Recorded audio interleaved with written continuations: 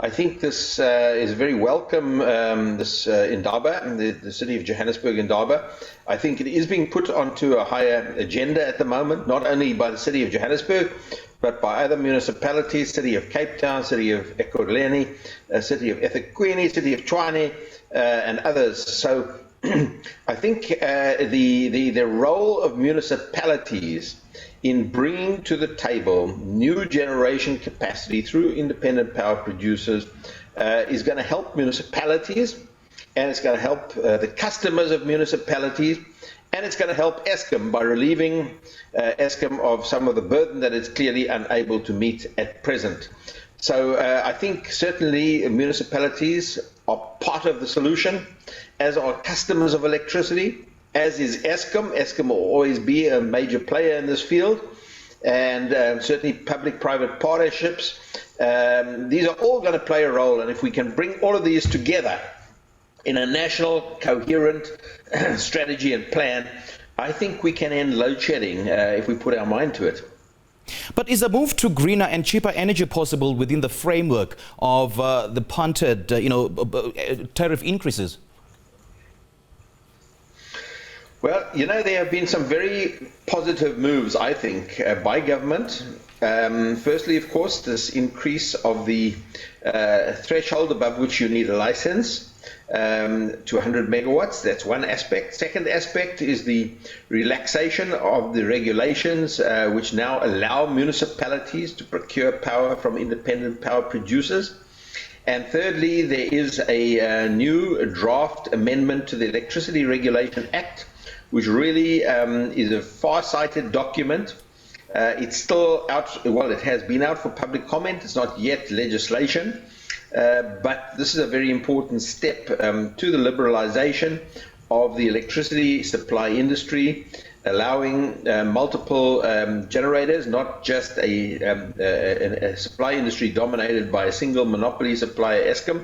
And I think these are all positive moves. We need to drive them through. We need to reduce the regulation, not eliminate it, but we need to cut out unnecessary regulation, unnecessary red tape that are holding things back. And I believe with the right approach, the right mindset, and the commitment across all stakeholders, government, regulator, DMRE, DPE, COGTA, presidency, Eskom, municipalities, these problems can be solved, and I hope they will be solved. They have to be solved.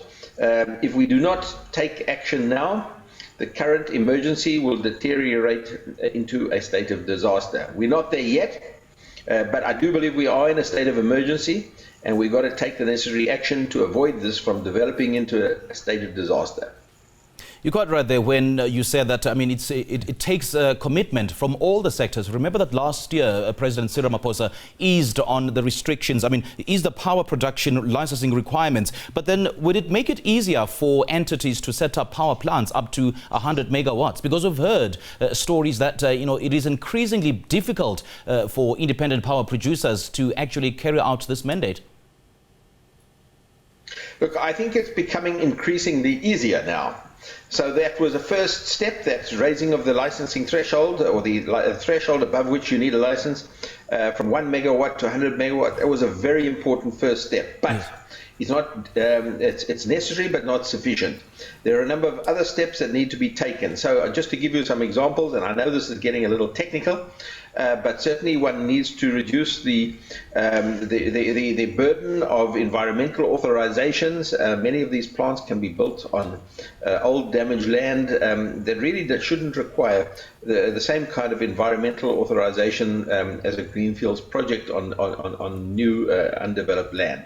Secondly, one needs to introduce a consistent national framework for the wheeling of power across the grid. That means the transport of power from points of generation, not necessarily Eskom, through the grid to points of consumption, either from one consumer or from multiple consumers. This is known as distributed, embedded generation, and wheeling of power across the grid is an important step, together with trading of electricity and relaxing this situation where Eskom is the designated sole buyer of electricity in South Africa, so that customers can contract with generators, not necessarily Eskom, Right. to use the grid as a transport vehicle from one geographic point to another. Right. This requires a consistent national framework and what is known as wheeling tariffs.